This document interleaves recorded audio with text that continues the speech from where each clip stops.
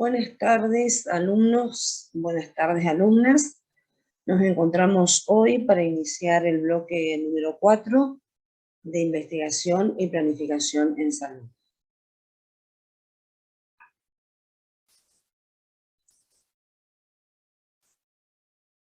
El tema de hoy aborda los contenidos conceptuales referidos a operacionalización de conceptos, definiciones teóricas y operativas, el proceso de operacionalización, los criterios de calidad de las definiciones operativas, los indicadores, las mediciones, las escalas, la confiabilidad y la validez de los instrumentos de medición, las pruebas estadísticas y las fuentes de error en las mediciones que se puedan realizar. Para ello, se establecieron objetivos específicos, los cuales son realizar la operacionalización teórica y operativa de los conceptos del tema a investigar y seleccionar la escala de medición para el tema a investigar. Entonces, vamos a empezar viendo qué es la operacionalización. Se conoce a la operacionalización de los conceptos teóricos como aquella fase intermedia del proceso de investigación que sigue a la formulación del planteo del problema. Es el paso en que los conceptos teóricos pasan a ser conceptos operacionales. Los términos operacionales en sí se traducen a variables empíricas y también llamados indicadores. En la bibliografía por ahí se utiliza más el término indicador o indicadores, que va a posibilitar la contrastación empírica del concepto que el investigador está analizando o está investigando. ¿De dónde viene este término? Deviene de las prácticas en las ciencias naturales y de estudios implicados en el proceso que implica la asignación de mediciones a conceptos. Es decir, necesitamos medir esos conceptos que se están utilizando en el proceso de investigación. Entonces, ¿qué es la operacionalización de los conceptos? Es un proceso que forma parte de la investigación, principalmente social cuantitativa. Durante esta fase se selecciona y establece una serie de dimensiones y características que van a representar a los conceptos que fueran más o menos abstractos. El resultado me va a permitir o va a permitir al investigador especificar o determinar un conjunto de variables o indicadores con los cuales se va a proseguir en el proceso de investigación. ¿Cuáles son ejemplos de operacionalización de conceptos? Edad, niveles de ingresos, actitud hacia el aborto, intención de voto, grado de satisfacción de un servicio. Y ahí ustedes pueden ver que esos indicadores pueden ser tanto cuantitativos como cualitativos. Entonces, acá en este esquema, se compendia todo lo que yo estoy diciendo. Es el pasaje de los conceptos teóricos a través de la medición a símbolos matemáticos o símbolos numéricos, con los cuales el investigador puede trabajar después, principalmente desde el aspecto cuantitativo, durante el proceso de de investigación que está llevando a cabo. Entonces, la operacionalización me va a permitir definir variables en factores medibles o cuantificables y conceptos difusos van a poder ser medidos empírica y cuantitativamente. Estos indicadores de los que yo les hablaba anteriormente van a poder medirse mediante índices, ¿sí? O van a poder investigarse a partir de preguntas que se van a incluir en los instrumentos que se establecen ya en el diseño de la investigación. Esto lo dice ya Méndez en 1988. Entonces, la operacionalización lo que hace es definir una variable, es decir, explicar cómo se entiende el concepto teórico contenido en la variable. También permite identificar dimensiones, es decir, encuentra o permite encontrar los aspectos o dimensiones que contienen cada variable. Y también va a permitir establecer criterios medibles, también llamados ítems. Entonces, se van a poder encontrar dentro de cada dimensión los elementos que van a expresar el concepto, pero siempre en términos numéricos. Entonces, el proceso de operacionalización de variables, que no es lo mismo que de conceptos, me va a permitir establecer, en este cuadro se ve bien, una variable, una definición conceptual, las definiciones y los indicadores que van a ser los ítems a tener en cuenta. Lo vamos a ver en forma de ejemplo para que pueda entenderse mejor. La variable sería el acceso a los servicios de salud. Mi definición conceptual sería la mayor o menor accesibilidad o la mayor o menor posibilidad de contacto con los servicios de salud. Las dimensiones a tener en cuenta dentro de ese concepto o de esa definición conceptual pueden dividirse en tres: accesibilidad geográfica, accesibilidad económica y accesibilidad cultural.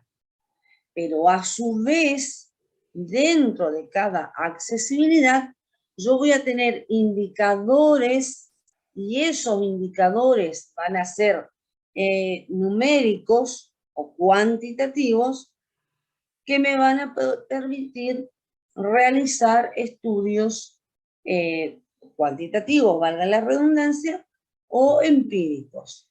Entonces, dentro de la dimensión accesibilidad geográfica, yo voy a tener como indicador, por ejemplo, el tiempo estipulado en horas que tarda una persona en trasladarse desde su domicilio hasta un centro de salud.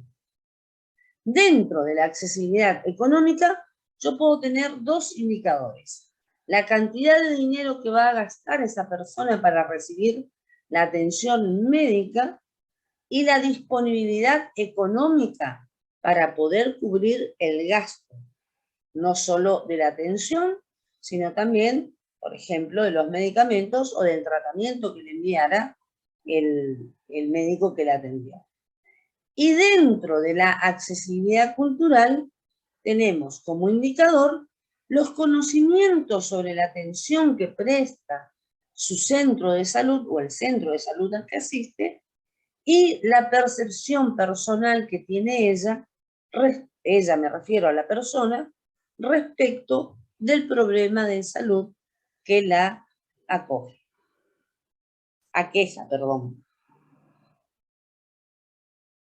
Entonces, dijimos que todos nuestros conceptos teóricos se transforman en variables numéricas o empíricas o cuantitativas. A partir de ahí tenemos que utilizar unidades de medidas. Entonces, ingresamos al mundo de la medición y en este contexto se utilizan escalas.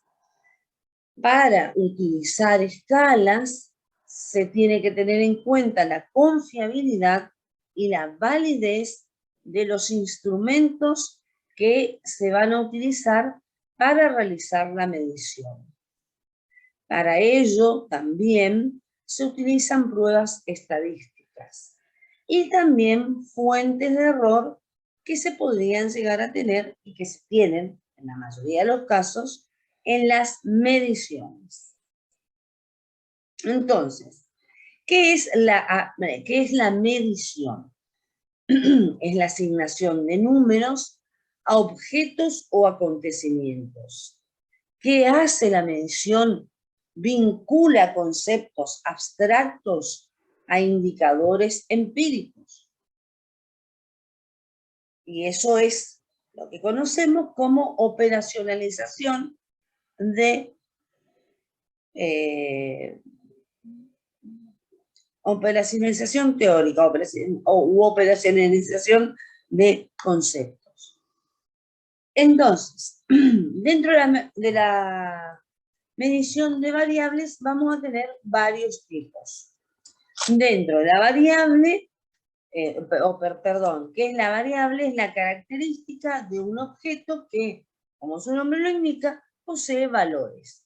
Y ahí tenemos como ejemplo edad, altura, sexo o estado civil. Dentro de esa variable se discriminan los atributos, que son las distintas categorías o valores que van a tener esas variables. Si yo hablo de edad, mi atributo van a ser años o meses.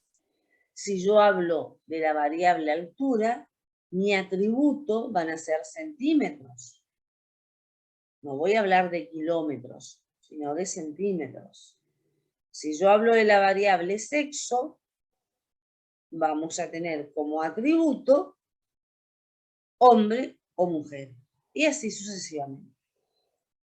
A su vez, esos atributos pueden clasificarse, si se quieren, como distintas categorías. Generalmente, la categorización más general es la de cuantitativas o cualitativas. Pero hay otras clasificaciones que ya vamos a ver, que son nominales y ordinales, por ejemplo. Fíjense que años y centímetros, dentro de mi medición de variables, son catalogadas como cuantitativas. Si tenemos en cuenta la variable sexo, atributo hombre-mujer, mi medición de variable va a ser nominal. Y en el caso de estado civil, casado, soltero, viudo, la medición de variables va a ser ordinal. Entonces, para medir, se deben cumplir determinados requisitos. Entre ellos tenemos a la exhaustividad, que es la medición comprendida entre el mayor número de categorías o valores posibles y que estos valores que uno va a medir sean significativos. Exclusividad es otro de los requisitos en donde los distintos atributos de la variable deben ser excluyentes. La precisión también es otro requisito y es la que permite realizar el mayor número de distinciones posibles y que éstas sean pertinentes, porque luego se pueden unir, pero no se pueden separar.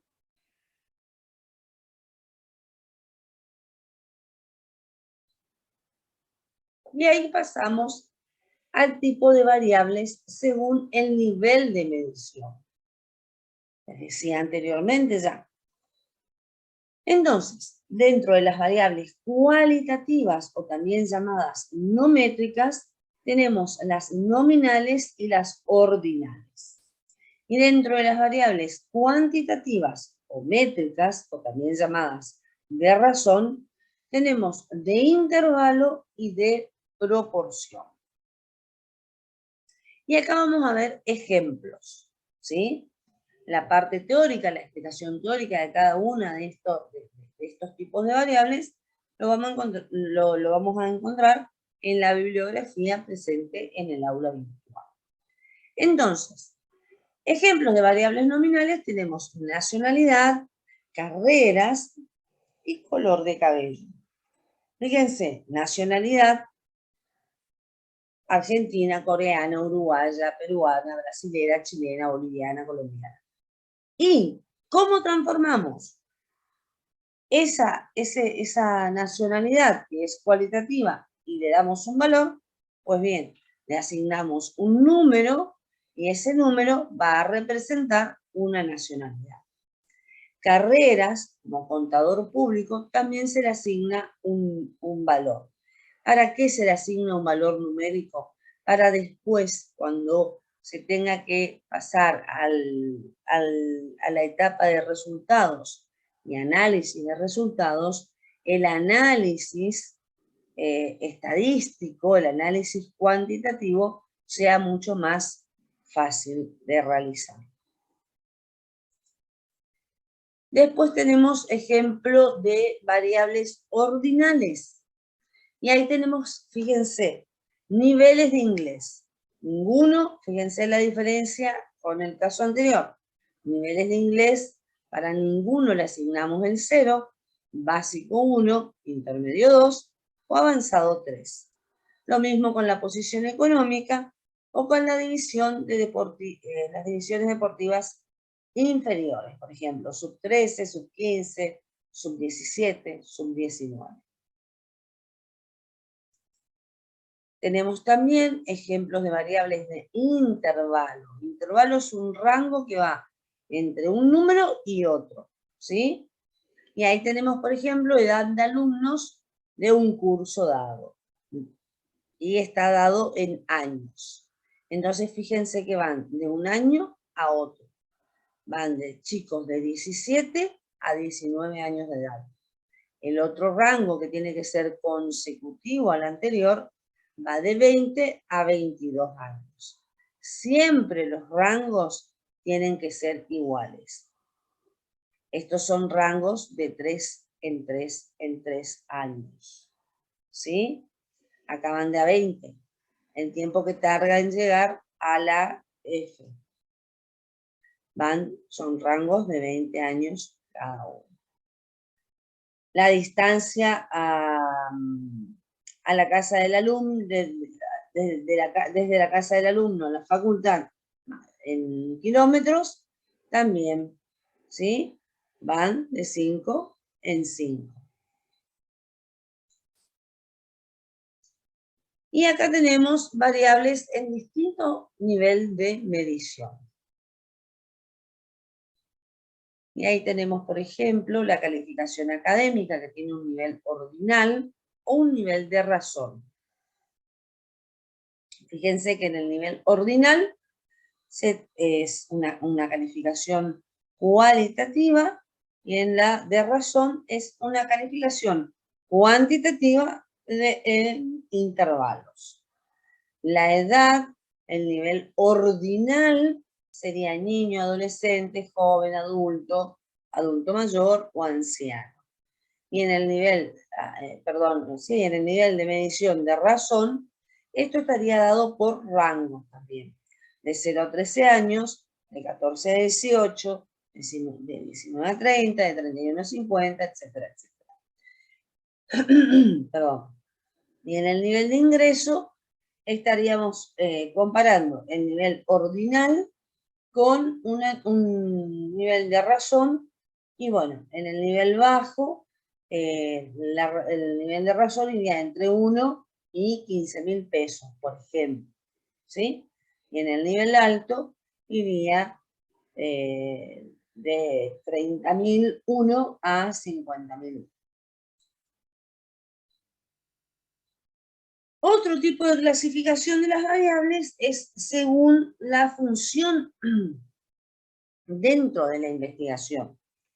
Y ahí tenemos a las variables independientes, a las variables dependientes o de criterio y a las variables perturbadoras.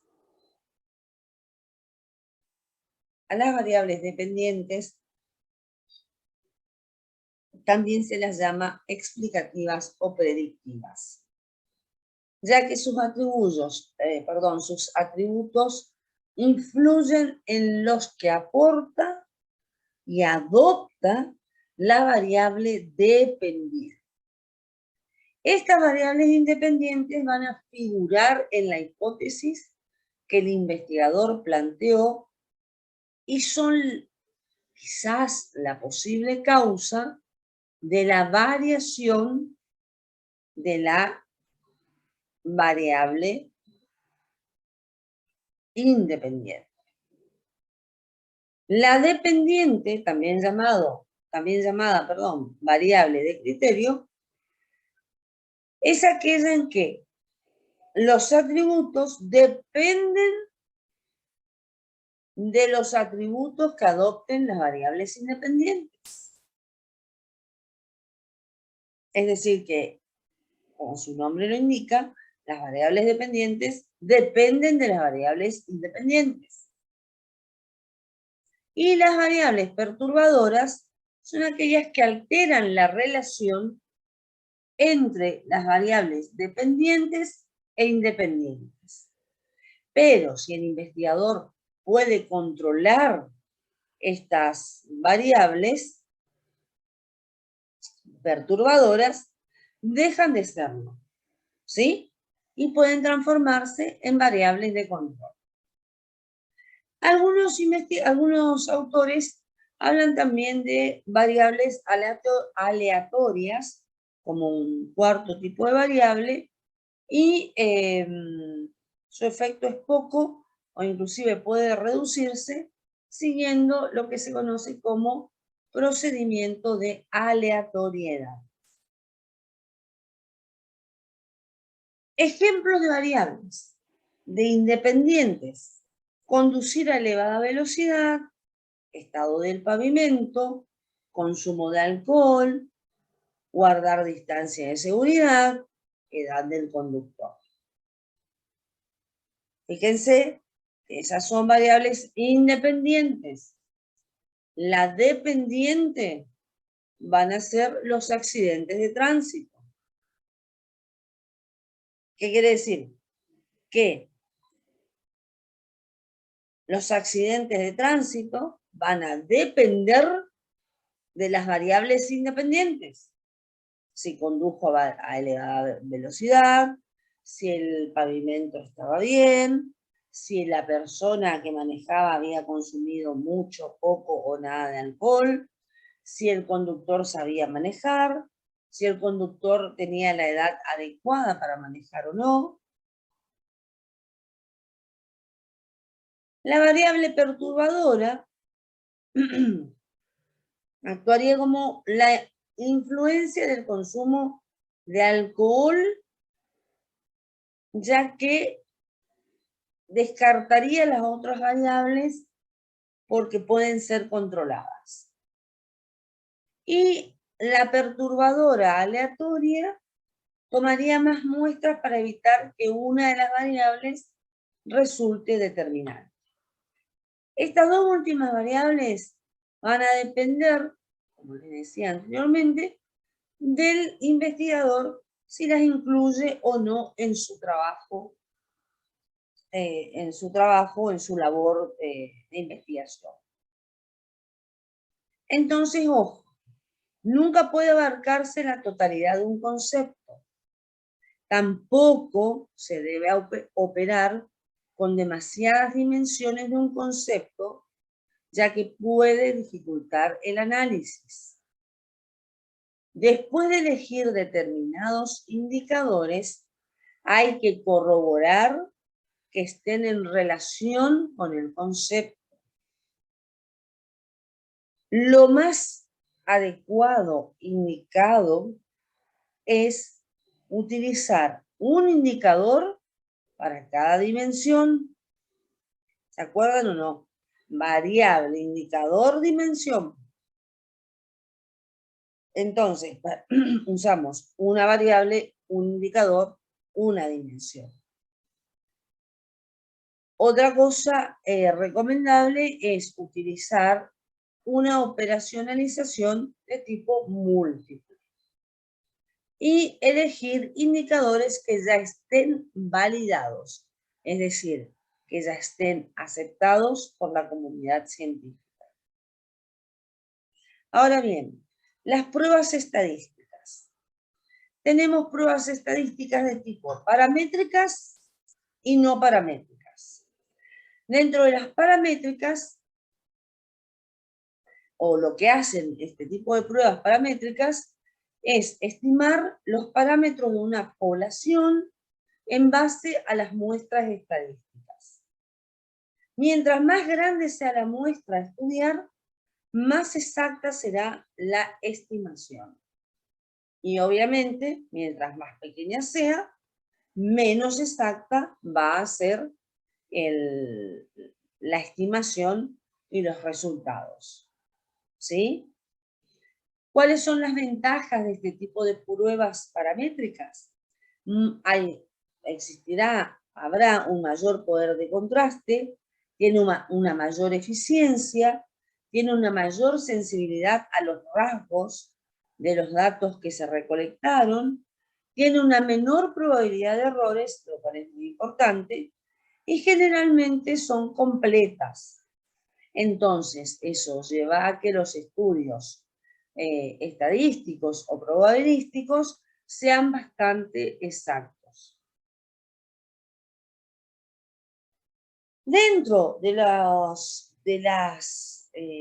pruebas paramétricas tenemos a este test de Students, que es muy conocido, y que lo que hace es medir dos grupos independientes. Y lo que hace es establecer diferencias significativas entre ambos grupos. ¿Cómo se calcula el valor de la significancia estadística? Primero que ese valor, tiene que ser menor a 0.05. Y ahora bien, ¿qué es el nivel de significancia? Es la probabilidad, escuchen esto, de que un evento ocurra entre 0 y 1. Donde 0 significa que no va a ocurrir y 1 la certeza de que pueda llegar a ocurrir ese fenómeno determinado. Dentro de las pruebas tenemos diferentes tipos de pruebas. Esto es para nombrarlos nomás para que sepan que existen. ANOVA, por ejemplo, que analiza si las medias y las varianzas de dos o más grupos difieren mucho o significativamente entre sí. Y dentro de las pruebas no paramétricas, no suponen una distribución de la probabilidad para los datos. Es totalmente contrapuesta a la otra, a las pruebas paramétricas.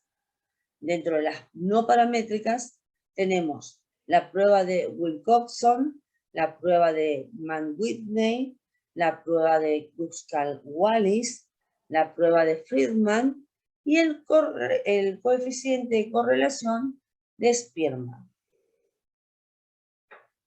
Estas pruebas se van a utilizar según el tipo de estudio que el científico, el investigador, esté realizando y que él considere más eficiente a la hora de hacer el análisis de los datos. Existen también medidas de distribución. ¿Para qué me sirven las medidas de distribución? Ya vamos a ver los gráficos.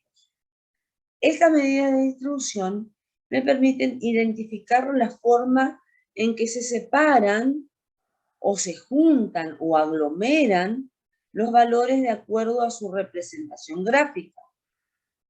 Describen cómo los datos se reúnen según la frecuencia con la que aparecen o con la que se hallen en la población estudiada. Las principales medidas de distribución son asimetría y kurtosis. Entonces, para la asimetría vamos a tener una curva de asimetría negativa. Fíjense que este es mi eje de asimetría y mi curva está saliendo, se está desplazando hacia la derecha, y eso se llama curva de asimetría negativa. También existe la curva simétrica, fíjense, pasa exactamente por el eje. Y la curva de asimetría positiva, que está desplazada hacia la izquierda del eje de simetría. También tenemos la kurtosis, como les decía, que lo que hace es determinar el grado de concentración que presentan los valores en la región central de la distribución. Gracias al coeficiente de kurtosis se pueden identificar la existencia de una gran concentración de valores. Entonces, la kurtosis puede ser que tenga una distribución leptocúrtica, platicúrtica o mesocúrtica, que es lo que se ve también en este esquema. Fíjense cómo pueden variar las tres. Este cuadro, para que lo vean nada más, que son pruebas estadísticas para variables cuantitativas cuando se comparan dos o más grupos. Entonces, cuando los datos son cuantitativos, obviamente, si provienen de una curva normal o no provienen de una curva normal. Si provienen de una curva normal y son solamente dos grupos, y los datos son independientes, se utiliza indefectiblemente el T en la prueba que se denomina T de Student. Si esos grupos están pareados, es decir, juntos, se utiliza la prueba T de Student pareada. Cuando tenemos tres o más grupos y los datos son independientes, usamos ANOVA, pareados, ANOVA para muestras pareadas, y así sucesivamente. Lo podrán ver acá y lo podrán ver en el aula, en el PDF y en la bibliografía. Bueno, como saben, siempre va a estar habilitado el foro de consultas. Este tema es bastante complejo, así que participen, pregunten, consulten. Nos vemos la próxima clase. Muchas gracias por todo.